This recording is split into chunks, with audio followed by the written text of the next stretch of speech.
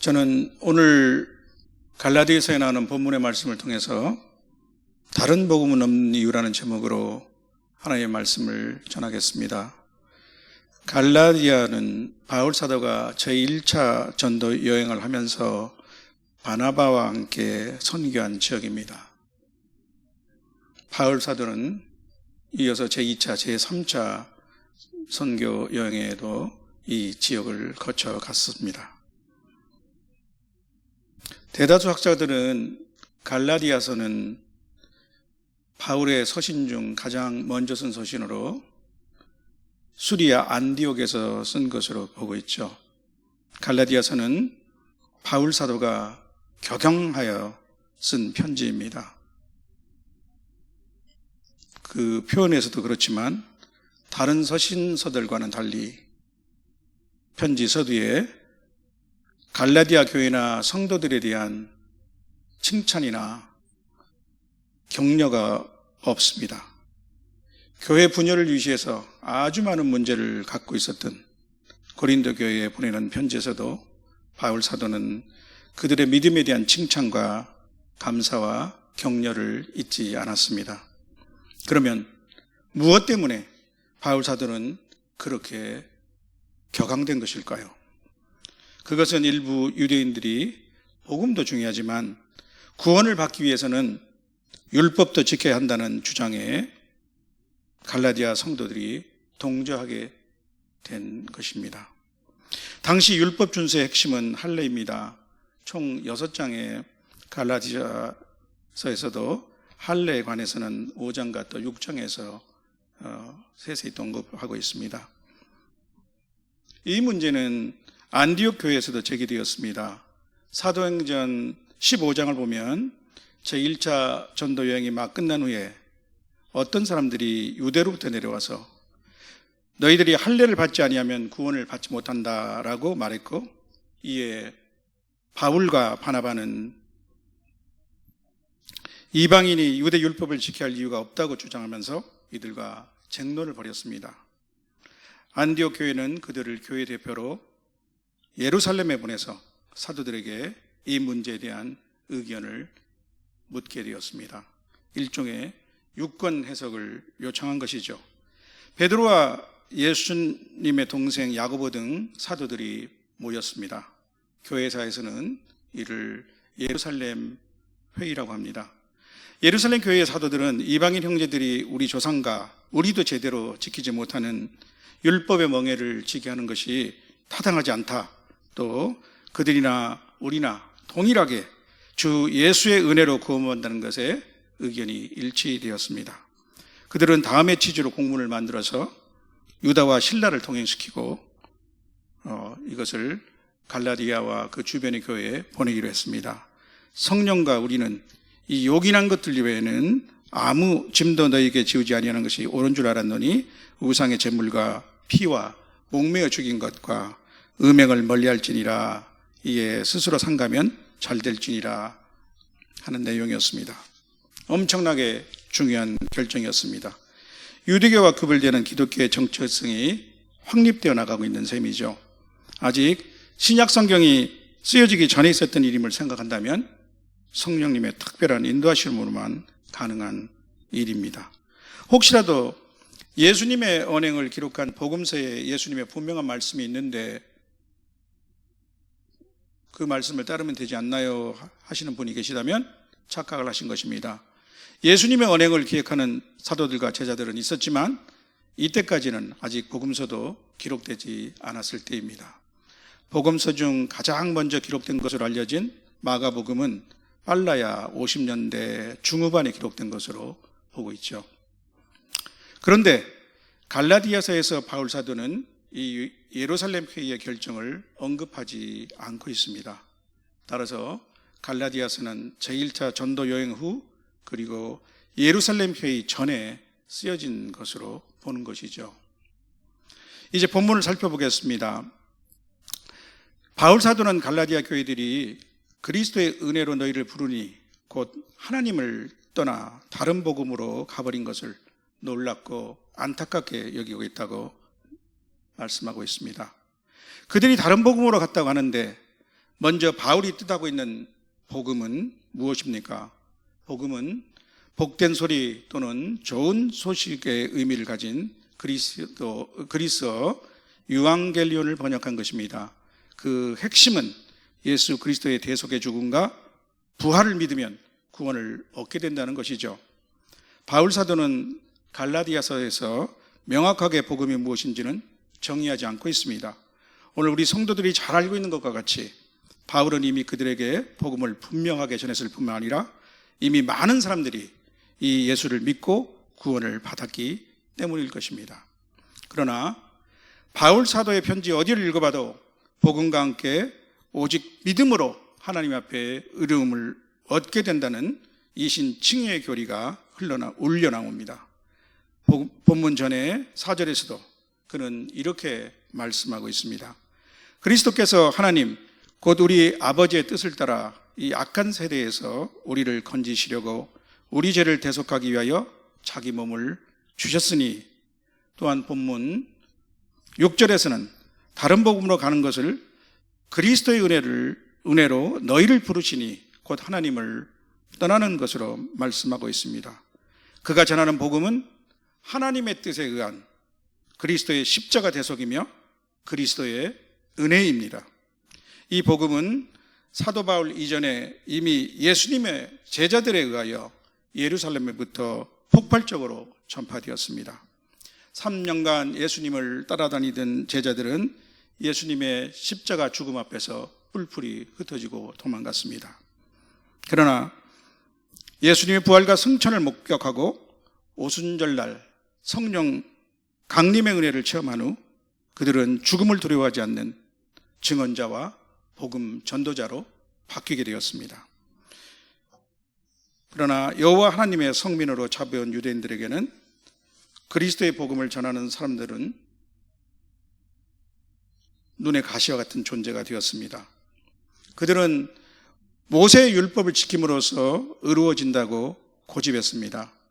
그들은 예수님이 하나님의 아들이라는 것을 용납할 수 없었고 그리스도가 저주받은 자처럼 나무에 달려 죽는다는 것도 인정할 수 없었습니다.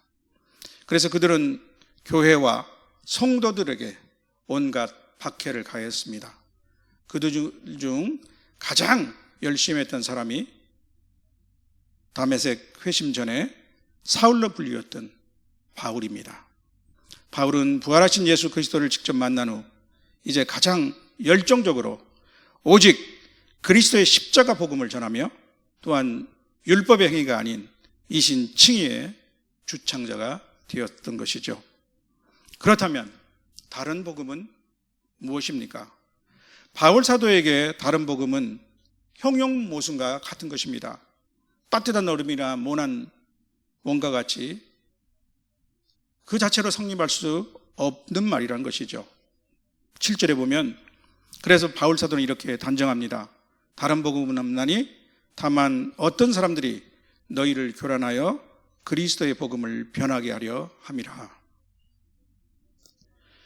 그리스도 원문에 가장 가깝게 번역을 시도하는 새 한글 성경은 이렇게 번역하고 있습니다. 그 다른 복음이라는 것은 실제로는 존재하지 않습니다. 다만 몇몇 사람들이 여러분을 혼란에 빠뜨리려고 그리스도의 복음을 왜곡시키려 하고 있을 뿐입니다. 그런데 이들이 복음이라는 용어를 사용하는 것을 보면 복음을 완전히 부인하는 것 같지는 않습니다. 그 당시 복음에 대해서 여러 반응들이 있었습니다. 이 복음을 전면 부인하고 적대시하는 사람들이 있는가 하면 또 복음은 인정하되 율법의 전통도 준수해야 한다고 주장하는 사람들이 있었던 것이죠. 바울 사도가 복음을 왜곡시키려 한다는 사람들은 바로 이 두 번째 부류의 사람들입니다. 그들의 주장은 복음 플러스 알파입니다. 구원의 조건에 복음과 함께 율법의 행위를 더하는 것입니다. 복음을 완전히 부인하는 것이 아니며 특히 유대인들은 율법의 전통도 지키자는 것입니다. 조상 대대로 지켜온 율법을 무시하는 것은 안 되지 않느냐 하는 것이죠. 8, 9절에 보면 그러나 바울사들은 이러한 주장을 하는 자들에게 완강하게 말씀하고 있습니다. 다른 복음은 없다고 강조하고 있습니다. 심지어 우리나 혹은 하늘로부터 온 천사라도 우리가 너희에게 전한 복음 그리고 너희가 받은 것 외에 다른 복음을 전한다면 저주를 받을 것이라고 말씀하고 있습니다. 저는 오늘 바울 사도의 복음에 대한 강력한 호소에 부응하여 다른 복음 없는 이유를 3가지로 말씀드리고자 합니다. 첫째로 복음의 완전성입니다. 복음은 에덴 동산에서 아담이 범죄했을 때부터 하나님이 선포하신 구원 계획의 결정판입니다. 하나님은 아담과 하와를 유혹한 뱀에게 말씀하셨습니다.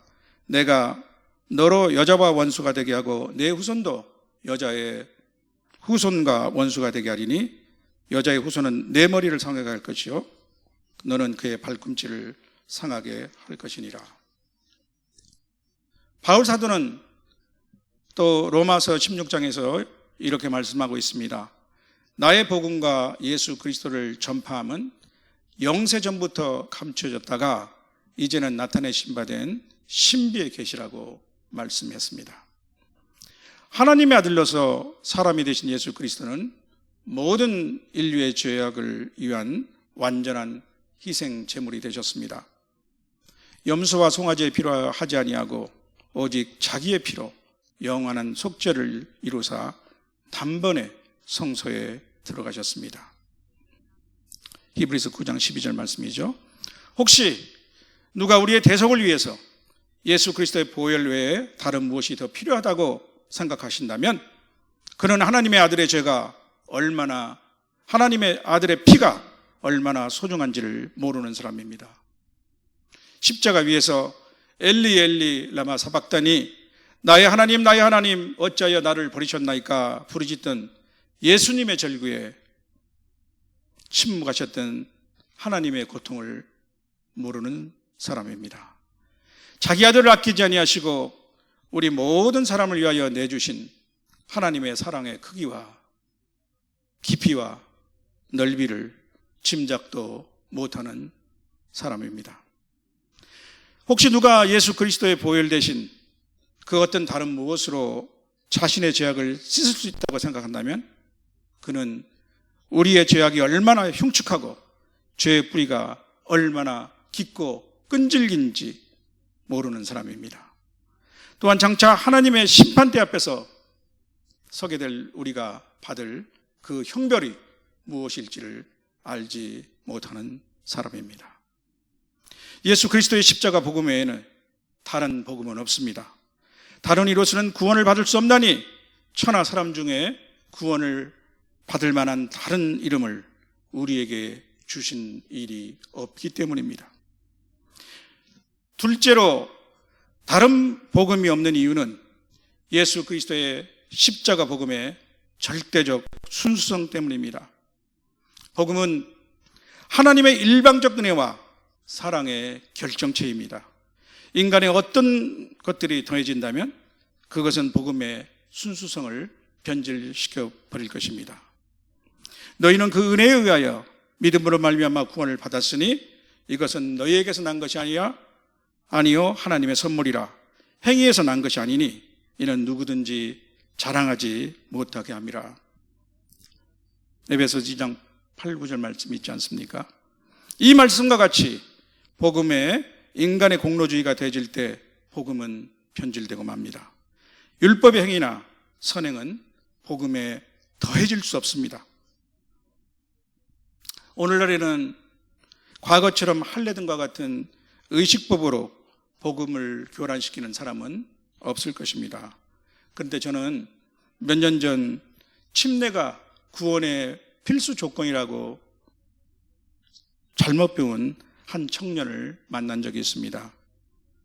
그래서 초대교회 때부터 믿고 세례를 받는 것은 마치 동전의 양면과 같기는 하지만, 그러나 정확히 말한다면 세례는, 침례는 구원의 조건이 아니라고 여러 성경 구절을 들어서 설명을 해 주었으나 그를 설득시킬 수는 없었습니다. 건전한 성경의 지식과 교리 공부의 중요성을 새삼 절감하였습니다. 참 복음, 순수한 복음에 다른 복음은 없습니다. 다른 복음은 거짓 복음일 뿐입니다.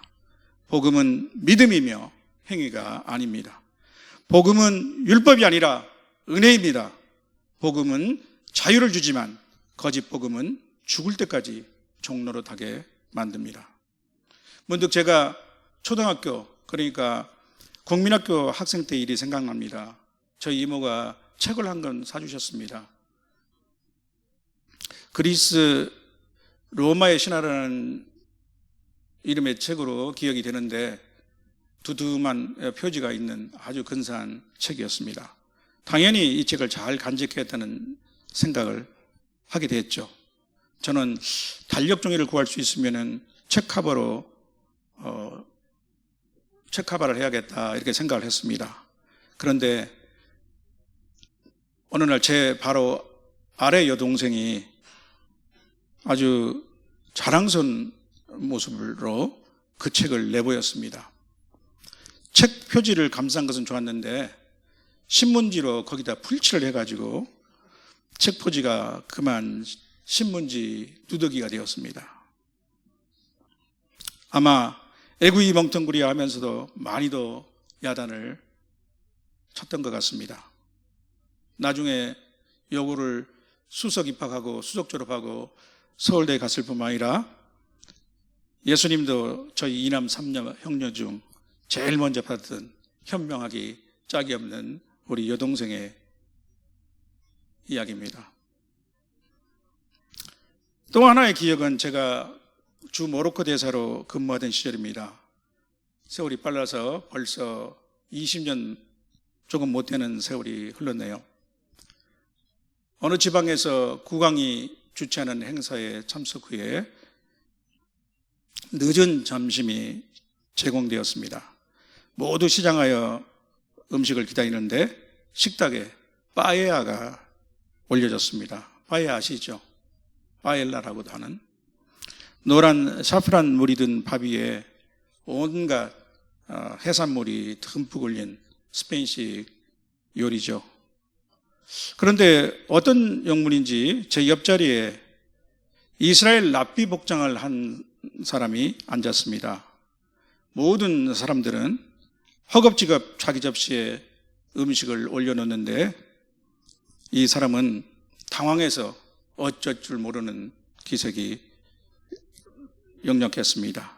그는 웨이터에게 자기한테는 코스 음식이 따로 준비된다고 했는데 어찌된 일이라고 말했지만 웨이터는 도무지 알아듣지 못하는 것 같았습니다.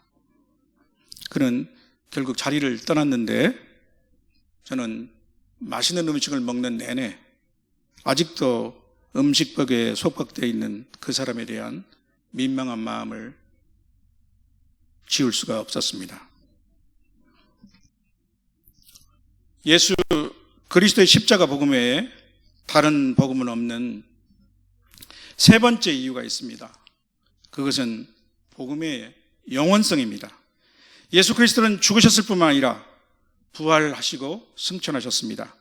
지금은 하나님 보좌 우편에서 우리를 위한 영원한 중보자로 우리를 위해 간구하시는 분이십니다. 하나님은 또한 모든 믿는 자에게 성령을 보내주셨습니다. 바울 사도는 에베소서에서 그 안에서, 즉 곧 이 땅에 오신 그리스도 안에서 너희도 진리의 말씀, 곧 너희의 구원의 복음을 듣고 그 안에서 또한 믿어 약속의 성령으로 인치심을 받았다고 말씀하셨습니다. 에베소서 1장 13절입니다. 요한 사도는 또한 이렇게 말씀하셨습니다. 너희는 주께 받은 바 기름 부음이 너희 안에 거하나니 아무도 너희를 가르칠 필요가 없고 오직 그의 기름 부음이 모든 것을 너희에게 가르치며 또 참되고 거짓이 없으니 너희를 가르친 그대로 주 안에 거하라. 초대교회에서부터